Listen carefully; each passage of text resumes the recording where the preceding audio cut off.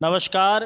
Class 11 accountancy. हमने अपनी पिछली क्लास में जर्नल एंट्रीज से रिलेटेड कुछ रूल्स समझे थे। हमने टाइप्स ऑफ अकाउंट्स के साथ रूल्स ऑफ जर्नल वो भी थोड़ा सा देखा था कि पर्सनल, रियल और nominal account, personal account, real account और नॉमिनल अकाउंट में क्या क्या रूल्स रहते हैं वो हमने अपनी पिछली क्लास में समझने की कोशिश करी थी। जैसा कि हम जानते हैं पर्सनल अकाउंट का रूल्स होता है पाने वाले को डेबिट करो, देने वाले को क्रेडिट करो। रियल अकाउंट जो वस्तु व्यापार में आती है उसे डेबिट करो, जाती है उसे क्रेडिट करो। और नॉमिनल अकाउंट समस्त व्यय और हानियों को डेबिट करो, समस्त आय और लाभ को क्रेडिट करो। Receiver are debit, giver are credit, debit which comes in, credit which goes out, and next and last, all about expenses and losses are debit and all about incomes and profits are credit। ये तीनों ही आपके पास अलग अलग account से related जो rules हैं और इन्हीं रूल्स के बेस पे हम अपनी जर्नल एंट्रीज करते हैं। जर्नल एंट्री करने से पहले हमने कल एक छोटा सा एग्जाम्पल ट्राई किया था। जो एग्जाम्पल था हमारे पास कि पर transaction have to account effective, प्रत्येक ट्रांजैक्शन से दो खाते प्रभावित होते हैं और इन दोनों खातों का आपको अलग अलग नेचर पता लगाना होता था। जो हमने अपनी पिछली क्लास में नेचर्स को थोड़ा सा समझने की कोशिश की थी कि आपके पास नेचर के अकॉर्डिंग अपने पास तीन अकाउंट होते हैं, पर्सनल, रियल और नॉमिनल। तो एक ट्रांजैक्शन से दो अलग अलग अकाउंट कैसे निकाले जाएंगे और उनका क्या नेचर होगा वो हमने अपनी पिछली क्लास में थोड़ा सा समझाया था। नेक्स्ट आगे बढ़ते हैं अपने पास आगे। उसके बाद हमने आपको लेजर जर्नल का फॉर्मेट समझाया था। नेक्स्ट हमने आपको जर्नल का फॉर्मेट समझा दिया था। उस फॉर्मेट के अंतर्गत हमने देखा था कि हमारे पास जर्नल से रिलेटेड चार कॉलम होते हैं। पहला date, particular, LF, amount. Amount के दो भाग होते हैं, डेबिट और क्रेडिट। कल भी मैंने बताया था, आज फिर कह देता हूं। डेबिट, डेबिट का मतलब डी आर लिखते हैं, क्रेडिट को हम सी आर लिखते हैं। दिमाग का प्रश्न चला सर डेबिट के लिए डी आर क्यों लिखा गया। यदि आपको ये प्रश्न पूछ लिया जाए कि डेबिट के लिए आप डी आर क्यों लिखते हो, क्रेडिट के लिए सी आर क्यों लिखते हो, तो डेबिट के लिए हम डी आर का मतलब होता है डेबिट रिकॉर्ड, डेबिट रिकॉर्ड। और सी आर के लिए होता है क्रेडिट रिकॉर्ड। नेक्स्ट एक और वर्ड हमने कल डिस्कस किया था, लेजर फोलियो, एल एफ, जिसको हमने लेजर फोलियो कहते हैं। और लेजर फोलियो क्या होता है, तो जो आपने जर्नल एंट्रीज करी है उसको आप अपने नेक्स्ट प्रोसेस में आगे जाके लेजर में पोस्टेड करोगे। जो एंट्री करी उसी को आपको आगे लेजर पोस्टिंग करनी होगी। और उस लेजर पोस्टिंग के लिए हमें जिस अकाउंट सॉरी लेजर पोस्टिंग जिस पेज पे की है उस पेज का नंबर यहाँ पे डालना होता है, इसलिए हम इसको लिखते हैं लेजर फोलियो। नेक्स्ट आज हम कुछ ट्रांजेक्शन्स सॉल्व करेंगे। ट्रांजेक्शन्स के अंदर पहले हमने जो कल काम किया था उसी काम को हम थोड़ा सा फिर से समझेंगे और एक छोटी सी प्रैक्टिस के साथ कुछ नए पॉइंटों को भी समझने की कोशिश करेंगे, साथ में इनकी जनरल एंट्रीज भी करेंगे। जैसा कि आपके स्क्रीन पे आप एक सवाल देख पा रहे होंगे, हिमांशु की पुस्तकों में लेन देनों को रोज नामचा प्रविष्टि कीजिए। देखिए रोज नामचा कहो या जर्नल प्रविष्टि कहो एक ही बात होती है। जर्नल आपके इंग्लिश में कहा जाता है, हिंदी में रोज नामचा कहते हैं। देखिए जर्नल जो भी हमको करना है हम जर्नली इंग्लिश में ही लिखेंगे। सबसे पहला ट्रांजैक्शन लिखा, रोकड़ से व्यापार आरंभ किया। अब इस ट्रांजैक्शन को बहुत ही डीपली समझना होगा। हमने लिखा रोकड़ से व्यापार प्रारंभ किया, एक वर्ड आता है व्यापार। हमने लिखा व्यापार, देखो व्यापार प्रारंभ किया। यहां आपके पास कौन कौन से दो ट्रांजैक्शन अकाउंट इफेक्टिव होंगे उसके लिए थोड़ा सा देखना। पहला होता है रोकड़, पहला है आपका रोकड़, रोकड़ यानी कैश। फर्स्ट अकाउंट तो हो गया कैश, क्योंकि हमने कैश में बिजनेस स्टार्ट किया है। अब सिंपल सी बात है, जब आप बिजनेस स्टार्ट करते हो और जो व्यक्ति बिजनेस करता है उसे हम बोलते हैं बिजनेसमैन, ओनर, प्रोपराइटर, इतने सारे नाम कह सकते हैं हम। हिंदी में कहा जाए तो स्वामी, मालिक। देखिए वो व्यक्ति जिसने आपका बिजनेस स्टार्ट किया है उसे हम मालिक कहते हैं, स्वामी कहते हैं। हमने एक कॉन्सेप्ट आपको सिखाया था या बताया था, यदि आपने हमारी पिछली क्लासें ली होगी तो आपको पता होगा, जब हमने कॉन्सेप्ट समझाए थे उस कॉन्सेप्ट में एक आया था हमारा पृथक अस्तित्व की अवधारणा। देखो, एक ऐसी कॉन्सेप्ट है जिसके अनुसार आपका व्यापार और व्यापारी दोनों अलग अलग होता है। ये आपका व्यापारी और आपका व्यापार दोनों अलग अलग है, और जब अलग अलग है तो दोनों की अस्तित्व अलग अलग है। आपका व्यापारी व्यापार के साथ जो भी ट्रांजैक्शन करता है उसे हम प्रॉपरली रिकॉर्ड करेंगे। आप जो भी ट्रांजैक्शन करोगे उसके लिए आपको अलग से रिकॉर्ड करना होगा, लिखना होगा। तो हमारे यहाँ पे दूसरा जो खाता होगा वो होता है आपका ओनर का, क्योंकि इसके अंदर आपका काम क्या हो रहा है, आपका व्यापारी आपके बिजनेस में पैसा लगा रहा है। आपका व्यापारी आपके बिजनेस में पैसा लगाएगा। जब आपका व्यापारी बिजनेस में पैसा लगा रहा है, देखो जब भी हम बिजनेस स्टार्ट करते हैं, मान लीजिए आप एक बिजनेस स्टार्ट करना चाह रहे हो, तो आपको सबसे पहले पैसा लेकर आना पड़ेगा। हमारे पास ये दोनों अलग अलग है, ये आपका बिजनेसमैन है और ये आपका बिजनेस है। दोनों अलग अलग है। अलग अलग मतलब जब ये व्यक्ति बिजनेस में आया सबसे पहले कैश लेकर आएगा, पैसा लेकर आएगा, क्योंकि बिना पैसे के तो आप बिजनेस कर नहीं सकते। तो सबसे पहले हम ये कहते हैं कि जो व्यापारी ने व्यापार को पैसा दिया है, जो व्यापारी ने व्यापार को पैसा दिया है, वो व्यापार के लिए दायित्व होगा। एक प्रकार से दायित्व है। ये दायित्व का कॉन्सेप्ट भले आप बाद में सीखना, लेकिन फिलहाल हम ये समझने की कोशिश करते हैं कि जब भी हम बिजनेस स्टार्ट करते हैं, जैसे ही आप बिजनेस स्टार्ट करते हो तब आपके पास दो अकाउंट इफेक्ट होता है। पहला होगा कैश और दूसरा है ओनर। ओनर मतलब जिसने पैसा लाया है। हम हमेशा बिजनेस की अकाउंटिंग मेंटेन करते हैं। आप अपने आप को बिजनेस समझकर ही ट्रांजैक्शंस को रिकॉर्ड करना है। ऐसी फीलिंग लाइए कि हम एक बिजनेस है, और जब आप एक बिजनेस हो तो बिजनेस के अंदर पैसा आ रहा है, जा रहा है, आपको देने वाला, लेने वाला, वो वाले रूल्स लगते हैं। आप एक बिजनेस हो और बिजनेस के अकॉर्डिंग हम ये देखते हैं कि हमारे पास एक तो कैश होगा, एक ओनर होगा। ओनर मतलब जो आपका बिजनेसमैन, एक तो आपका ओनर है। ओनर को हम जिसको बिजनेसमैन कह सकते हैं, आपका स्वामी कह सकते हैं। तो अब जो मैं कह रहा हूं उस बात को आप स्पेशली ध्यान रखना कि ओनर के नाम से हम अलग से कोई एंट्री नहीं करते। ओनर के नाम से हम पर्सनली कोई एंट्री नहीं करते। ओनर की जगह एक वर्ड यूज किया जाता है, कैपिटल। आपके ओनर की जगह एक वर्ड यूज किया जाएगा, कैपिटल। तो हम यहाँ पे दो कॉन्सेप्ट क्लियर कर लेते हैं। पहला है आपका कैपिटल का और दूसरा है आपका ड्राइंग का। दो वर्ड आते हैं, कैपिटल और ड्राइंग। बहुत ही ध्यान से समझना। यदि आप नहीं समझ पा रहे हो तो जस्ट मैसेज कर लीजिएगा, मैं वापस समझा दूंगा। कैपिटल को हिंदी में कहते हैं पूंजी और ड्राइंग को कहते हैं आहरण। वैसे शाब्दिक अर्थ यदि इसका नॉर्मल मीनिंग समझा जाए तो पूंजी का अर्थ होता है धन कमाने या लाभ के उद्देश्य से, लाभ के उद्देश्य से, लाभ के उद्देश्य से,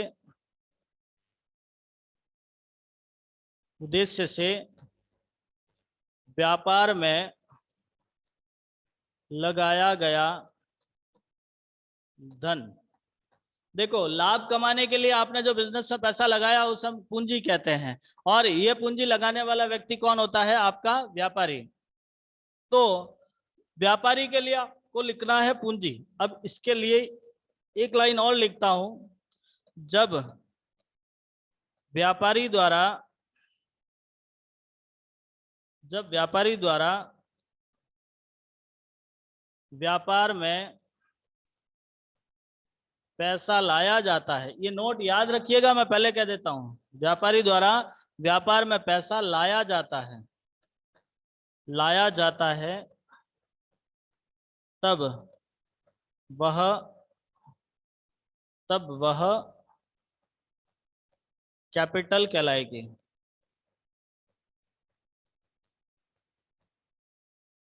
जब आपका व्यापारी व्यापार में पैसा लेकर आ रहा है, आपका बिजनेसमैन कैपिटल पैसा लेके आ रहा है, तब उसे आप कहोगे कैपिटल। ये फिक्स याद रखिएगा कि जैसे ही आपके व्यापारी ने व्यापार में पैसा लाया है, आप पैसा ला रहे हो मतलब आपके लिए क्या होगा, कैपिटल।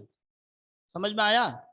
और यदि पैसा निकाला जा रहा है, दूसरी बात, यदि व्यापारी द्वारा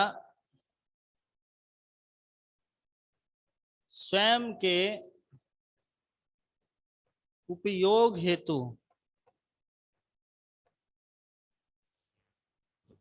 पैसा व्यापार से निकाला जाए तो वह आहरण होगा। देखिए, यदि आपका व्यापारी स्वयं के लिए मतलब पर्सनल यूज के लिए व्यापार से पैसा निकाल लेता है तो उसे हम आहरण कहेंगे। यदि आपके बिजनेस में वो पैसा लेके आ रहा है तो उसे कैपिटल कहेंगे। दो वर्ड होते हैं, दोनों ही आपके लिए पर्सनल अकाउंट है, याद रखिएगा।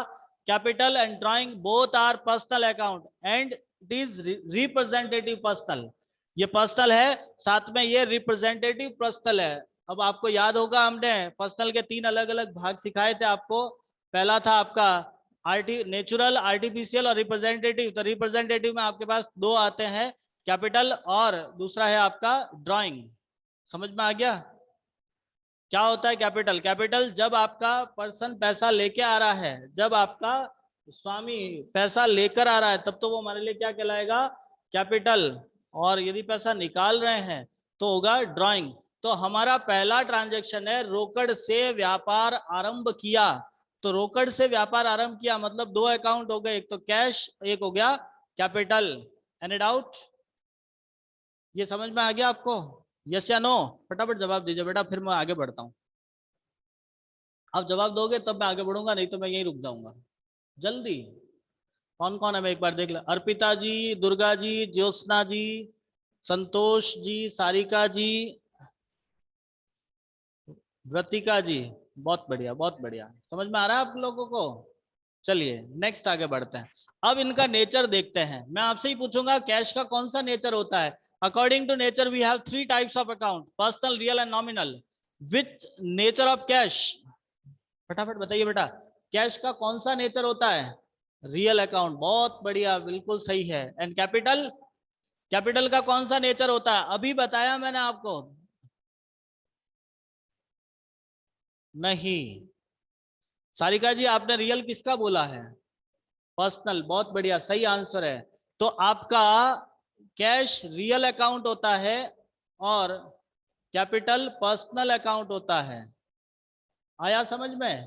Cash is real and capital is personal. Capital is show the owners account, owner को कैपिटल शो करता है, बाकी कुछ नहीं है। तो हमने पहले ट्रांजैक्शन से ये समझ लिया कि हमारे पास 2 अकाउंट इफेक्ट हुए, पहला कैश, दूसरा कैपिटल। जब भी हम बिजनेस स्टार्ट करेंगे कैपिटल अकाउंट आएगा ही आएगा, ये हमेशा याद रखना। गांठ बांध लो अपने पास कि जैसे ही आपने बिजनेस स्टार्ट किया है हमें कैपिटल लिखना ही है। सेकंड ट्रांजैक्शन, नकद माल खरीदा। चलिए अब इस पर थोड़ा सा फोकस करते हैं। Our next transaction is goods purchased. दूसरा ट्रांजैक्शन है नकद माल खरीदा। चलिए यहां कौन कौन से अकाउंट इफेक्ट हो रहे हैं मैं आपसे जानने की कोशिश करूंगा कि in this transaction which account is affected. कौन बताएगा मुझे? जल्दी फटाफट। हम ये जानते हैं कि एक ट्रांजैक्शन में 2 अकाउंट इफेक्टिव होते ही है। बेटा रियल नहीं, मुझे अकाउंट बताना। रियल, पर्सनल, नॉमिनल, ये नेचर होता है। मैं जैसे ही पूछूं नेचर कौन सा है तब आप बताओगे real, personal and nominal. But यदि अकाउंट पूछा है तो आपको अकाउंट का नाम बताना है। जैसे यहाँ पे कैश और कैपिटल इफेक्ट हुआ था, वैसे का वैसे इस ट्रांजैक्शन में कौन सा अकाउंट इफेक्ट हुआ है। ऐसे कौन कौन से अकाउंट है जो इस ट्रांजैक्शन में आपके इफेक्ट हो रहे हैं? बताओगे? कौन बताएगा? अर्पिता जी, दुर्गा जी, ज्योत्सना जी, बताइए फटाफट इसका आंसर क्या रहेगा आपका। आपके पास कौन कौन से कौन कौन से अकाउंट इफेक्ट होंगे इस ट्रांजेक्शन्स के अंदर। नकद माल खरीदा, आपको मैंने कल बहुत अच्छे से समझाया था, नहीं पता किसी को?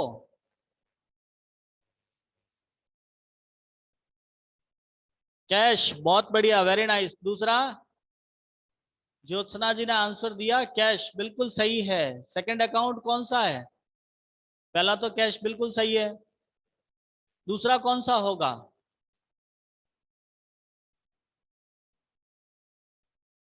दूसरा कौन सा अकाउंट है? चलो मैं आपको एक बार फिर समझा देता हूं, जिन जो नए स्टूडेंट है। नकद, जैसे ही नकद है, रोकड़ है, सवाल में या आपके ट्रांजेक्शन में ये वर्ड आपको नजर आ जाता है नकद या रोकड़, मतलब पहला अकाउंट कौन सा होगा? कैश। नकद या रोकड़ आते ही पहला अकाउंट हो गया कैश। दूसरा, माल खरीदा। देखिए माल, वैसे माल को इंग्लिश में बोलते हैं गुड्स, माल को क्या बोलते हैं? गुड्स। लेकिन इस गुड्स को लिखने के लिए हमारे पास अलग अलग 5 तरीके हैं, मैंने पहले भी समझाया था, आज फिर बता देता हूं। यदि कोई हमारे साथ नया स्टूडेंट है तो वो बहुत ही ध्यान से सुनना कि माल को बोलते हैं गुड्स। पहले तो आपके दिमाग में चलेगा सर ये माल होता क्या है, वैसे तो आप लोग जानते होंगे, लेकिन फिर भी मैं वापस बता देता हूं। माल का मतलब होता है वो वस्तु जिसका आप बिजनेस कर रहे हो, जिसको आप बेच रहे हो। हमने ये सोच के वस्तु खरीदी है कि मैं इसे बेचूंगा, वो कहलाएगा माल। जैसे फर्नीचर की दुकान में फर्नीचर माल होता है, कंप्यूटर की दुकान में कंप्यूटर माल होता है, मोबाइल की दुकान में मोबाइल माल होता है, तो यही होता है माल। अब इस माल को हम लिखते हैं गुड्स, और इस गुड्स को लिखने के 5 तरीके हैं। एक आता है stock, purchase, sales, purchase return, sales return. अब आप सोचोगे सर एक ही माल को 5-5 बार क्यों लिखते हैं? तो जैसा जिसका नेचर, यदि आपका माल एक डेट को फिक्स पड़ा हुआ है तो वो आपका स्टॉक होगा। यदि आपने माल खरीदा है तो परचेज होगा। यदि आप उसे बेच रहे हो तो सेल्स होगा। खरीदा हुआ वापस आ रहा है, परचेज रिटर्न, खरीदा हुआ वापस भेज रहे हैं, परचेज रिटर्न। तो बेचा हुआ वापस आ रहा है तो सेल्स रिटर्न। तो अब आप इस ट्रांजेक्शन को पढ़कर समझ पा रहे होंगे कि हमने यहाँ पे माल खरीदा है, मतलब हमारा कौन सा अकाउंट इफेक्ट हो गया? परचेज। हम ये बहुत बहुत अच्छे से जानते हैं कि पर ट्रांजेक्शन 2 अकाउंट इफेक्ट होते ही है। तो आप यहाँ पे 2 अकाउंट इफेक्ट कर चुके हो, अब इसका नेचर क्या होगा? अब मेरा प्रश्न है what is nature of cash and purchase. Nature पूछा, अब मैंने नेचर पूछा है, इसका नेचर बताइए कि कैश का क्या नेचर होता है। According to nature we have 3 types of account. First, personal, real and nominal. Real account, बिल्कुल सत्य बात है, बहुत बढ़िया, बहुत अच्छा, सही लिखा आपने, रियल। और परचेज की क्या नेचर होगा? परचेज का क्या नेचर होगा? कैश का तो रियल आपने बता दिया, परचेज का क्या नेचर है? कोई नहीं बताएगा? बेटा जल्दी बताओ रे, फटाफट फटाफट फटाफट। कैश का आपका रियल है, परचेज का कौन सा नेचर होता है? माल। क्या एक नाम है? नहीं। क्या एक वस्तु होती है? हाँ। तो परचेज कौन सा नेचर होता है? रियल। बेटा टेंशन करने की आवश्यकता नहीं, एक ही ट्रांजैक्शन में दोनों सेम नेचर के अकाउंट हो सकते हैं, दोनों ही सेम सेम नेचर के अकाउंट हो सकते हैं, ज्यादा लोड लेने की आवश्यकता नहीं होती। नेक्स्ट अपना थर्ड ट्रांजैक्शन, स्वाति को माल बेचा। चलिए यहाँ कौन कौन से अकाउंट इफेक्टिव हुए हैं मैं आपसे पूछूंगा, इसमें कौन कौन से अकाउंट इफेक्टिव हुए हैं? स्वाति को माल बेचा, बताइए कौन कौन से अकाउंट होंगे फटाफट। जितना फास्ट जवाब दोगे आपके लिए बेनिफिट है, हम उतना ही आगे जल्दी बढ़ेंगे, उतना ही जल्दी हम एंट्रियां सीखेंगे। स्वाति को माल बेचा, सेल्स, बहुत बढ़िया। दूसरा अकाउंट, एक अकाउंट बता दिया आपने सेल्स, दूसरा कौन सा होगा? फटाफट, चलो। सेल्स सही है, स्वाति बिल्कुल सत्य बात है, स्वाति। मतलब समझ में आ रहा है, मुझे लग रहा है। बहुत बढ़िया, बहुत बढ़िया, वेरी नाइस। चलिए, अब आपसे वही प्रश्न करूंगा कि what is nature of Swati and sales. Swati और सेल्स का नेचर कैसा होता है? स्वाति का नेचर कैसा है? बहुत बढ़िया, बहुत अच्छा आंसर लिख रहे हो आप, मुझे काफी अच्छा लग रहा है आपके इस जो आप रिप्लाई कर रहे हो। अब इनका नेचर बताइए फटाफट। Swati is personal and sales, sales कौन सा है?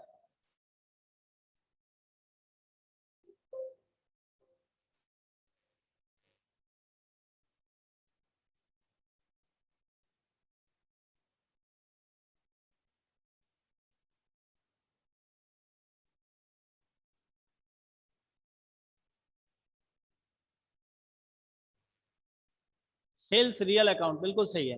तो स्वाति हो गया अपना पर्सनल और सेल्स हो गया आपका रियल। ठीक है। नेक्स्ट ट्रांजेक्शन है फर्नीचर खरीदा। अब यहाँ पे आपको सिर्फ इतना सा लिखा हुआ है, फर्नीचर खरीदा। अब थोड़ा सा इसको यहाँ पे एक्सप्लेन कर लेते हैं अपन। हमको लिखा फर्नीचर खरीदा।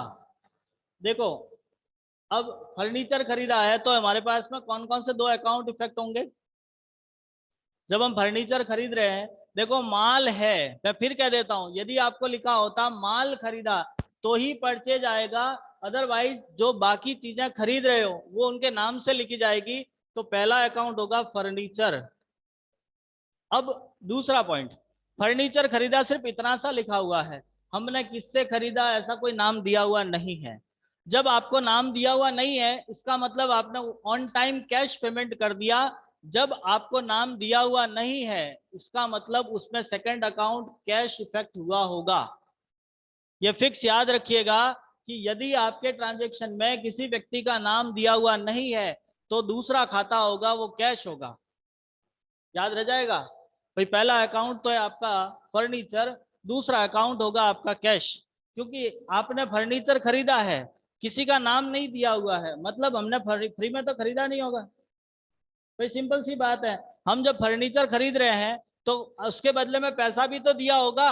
तो हम यही मानते हैं कि हमने उसका पेमेंट कैश पेड कर लिया, इसीलिए आप यहाँ पे कैश लिखोगे। तो अपना ट्रांजेक्शन हो गया फर्नीचर परचेज, मतलब हमने उस पहला अकाउंट इफेक्ट किया कैश और दूसरा होगा furniture. Any doubt? Next transaction है किराया चुकाया। अगला ट्रांजेक्शन है किराया चुकाया। थोड़ा समझना किराया क्या होता है। देखो, मैं इसके लिए एक बॉक्स बना के आपको समझाने की कोशिश कर रहा हूँ, थोड़ा सा समझने की कोशिश करना। किराया, किराया चुकाया।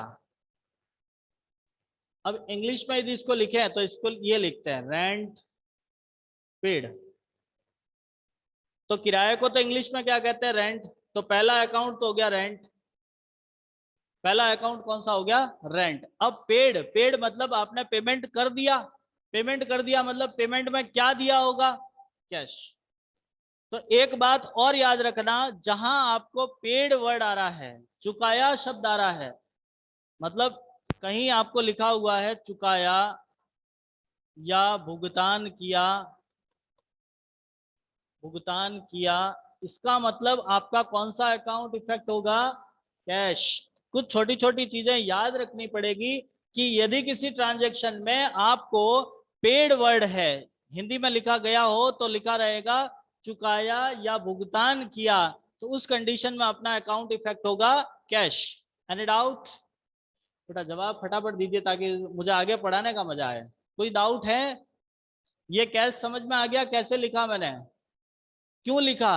When we have take the cash, sorry paid word, जैसे ही हमारे पास पेड वर्ड है मींस वो आपका कैश ही होगा। जैसे अगला ट्रांजैक्शन देख के पता लगाते हैं। अगला ट्रांजैक्शन है वेतन का भुगतान किया। अब आप बताओ मुझे इसमें कौन कौन से अकाउंट ओपन होंगे? मैं यहाँ ट्रांजैक्शन लिखता हूँ, वेतन का भुगतान किया। अब वेतन का भुगतान किया, कौन कौन से खाते होंगे वो आप बताओगे, मैं इस पर कोई डिस्कस नहीं करूंगा, मैं चुपचाप रहूंगा। फटाफट बताइए। वेतन का भुगतान किया, जल्दी से बताओ कौन कौन से अकाउंट इफेक्ट होंगे फटाफट। कैश और दूसरा, पहला तो कैश है, दूसरा कौन सा होगा? वेतन को इंग्लिश में सैलरी बोलते हैं। एक तो होगी सैलरी और एक होगा आपका कैश। वेतन को क्या बोलते हैं? सैलरी। और कमेंट किया इसलिए मतलब होगा कैश। तो ये हमारा ट्रांजैक्शन कंप्लीट होते हैं। हमने थोड़ा सा इसको समझ लेते हैं, समझने की कोशिश करी है अभी हमने, ध्यान से देखिएगा। अब मैं आपसे प्रश्न करता हूँ, बहुत बढ़िया। इस बीच यदि कोई डाउट रहा है, कोई सा भी ट्रांजैक्शन समझ में नहीं आया है तो बता दीजिएगा। आ गया? तो अब मैं आपको एक प्रैक्टिस के तौर पे आपसे पूछता हूँ। चलिए, अब इसमें आप मुझे बताइए, दूसरा ट्रांजैक्शन, सेकंड नंबर ट्रांजैक्शन है, उसमें कौन कौन से अकाउंट इफेक्ट होंगे? फटाफट, मैं कुछ भी नहीं बोलूंगा इसके बारे में, आपको ही बताना है। नकद माल खरीदा, कौन कौन से खाते इफेक्टिव होंगे? आप जो लिखोगे मैं वही यहाँ पे लिखूंगा। आप चाहो तो ऑडियो स्टार्ट करके बोल दीजिएगा ताकि आपका टाइम कम वेस्ट होगा। फटाफट, विच account is effective in second transaction? दो अकाउंट इफेक्ट होते हैं, ये आपको दोनों साथ साथ लिख रहे हैं, परचेज और दूसरा कैश। बहुत बढ़िया, वेरी नाइस संतोष जी, और आंसर इज राइट। नेक्स्ट, बाकी remaining student, purchase and cash. बहुत बढ़िया सारिका जी और वर्तिका जी, परचेज। अच्छा, मैं आपके कमेंट पढ़ पा रहा हूँ, उसमें बहुत अच्छा है। कैश बिल्कुल सही है, मतलब आपको समझ में आ गया है। तो अपने दो अकाउंट इफेक्ट होंगे, purchase and cash. Next, third transaction में रमेश को माल बेचा, इसमें कौन कौन से इफेक्ट हो रहे हैं? बहुत बढ़िया। अब बताइए, third transaction, which account is affecting in third transaction? Ramesh को माल बेचा, कौन कौन से इफेक्टिव हो रहे हैं? अब बताइए फटाफट इसका, जल्दी जल्दी जल्दी। रमेश को माल बेचा, कौन कौन से खाते इफेक्टिव हो रहे हैं? बेटा, यदि आपने ये अकाउंट निकालना समझ गए, आपको ये समझ में आ गया कि अकाउंट कैसे निकालते हैं, मैं आपको गारंटी देता हूं जर्नल में आप कहीं नहीं रुकोगे। बिल्कुल सही है, रमेश और सेल्स, बिल्कुल सही है। अब मुझे बताओ, रमेश का नेचर कौन सा होता है? रमेश का क्या नेचर है? पर्सनल, रियल या नॉमिनल? पर्सनल अकाउंट, बिल्कुल सही है। और रियल सेल्स, सेल्स का क्या नेचर होता है? Real account. बहुत बढ़िया। चलिए, अब मुझे बताइए, हाँ 20 वाला, 20, जो 20 जैन है, उसके अंदर कौन से अकाउंट इफेक्ट हो रहे हैं? देखो यार, वैसे हम कल डिस्कस करेंगे इसके ऊपर, ये थोड़ा सा डीपली पॉइंट है, बट फिर भी मैं आपको एक बार बता देता हूँ। व्यक्तिगत प्रयोग मतलब आपके ओनर ने खुद के लिए यूज किया है। और अभी मैंने आपको समझाया भी था, यहाँ पे ये वाला जो पॉइंट लिखा था ना, कि व्यापारी जब स्वयं के उपयोग के लिए निकालता है तो उसे हम बोलते हैं आहरण। आया समझ में? तो एक बार इसको वापस पढ़ने की कोशिश करना। आज मैंने आपको फर्स्ट चैप्टर के नोट्स भेजे हैं, आप लोग उसे देखिएगा, और नोटबुक में लिखने भी है। साथ में मैं नेक्स्ट सेकंड थर्ड के आपको कल तक सेंड कर लूंगा। समझना नहीं समझ में आया तो पूछ लीजिएगा। धन्यवाद।